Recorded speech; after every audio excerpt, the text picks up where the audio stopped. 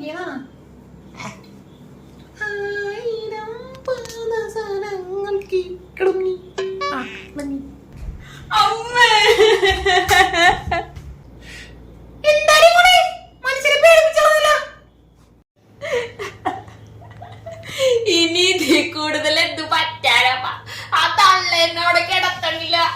ഞാനും ചേട്ടനും കൂടെ ഒരുമിച്ച് 8 മണിക്ക് മുറി കയറി. അപ്പ അവർക്ക് വിഷമോട് ഓരോ പണി തരും. അത് ഈ 10 മണിക്ക് മുറി കയറി കഴിഞ്ഞാൽ മാവരക്കാൻ പറയും. 11 മണിക്ക് മുറി കയറി കഴിഞ്ഞാൽ കടല വെള്ളം തിടാൻ പറയും. എനിക്ക് മടുത്തമ്മ. വീട്ടില് നേരം വെളുക്കുമ്പോ തൊട്ട് പണിയാണ്. എല്ലാം ഞാൻ ചെയ്തിട്ടുണ്ട്. കുറ്റവും പഴി.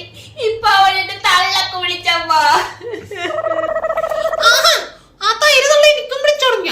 പാടി മോളെ, നമുക്ക് ഇന്ന് അവരുടെ വിഷമം തീർത്തു കൊടുക്കാം. കുറെ നാളെ അവരുടെ വിഷമം ഞാൻ സഹിക്കണത്. പാടി മോളെ.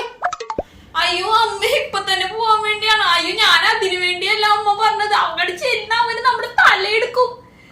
ഇവിടെയും ഇവിടെയും ഇവിടെയുമാണ് അവരുടെ നാക്ക്. നമ്മളെ വളച്ചൊടിച്ച് കളയും. നമുക്ക് പറ്റൂല അവരുടെ മുമ്പിൽ സംസാരിച്ച് നിൽക്കാം. ഇപ്പൊ നമുക്ക് പോവണ്ടമ്മ.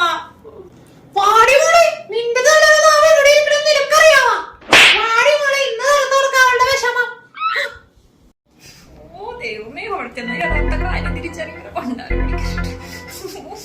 നടക്കും. സുന്ദരി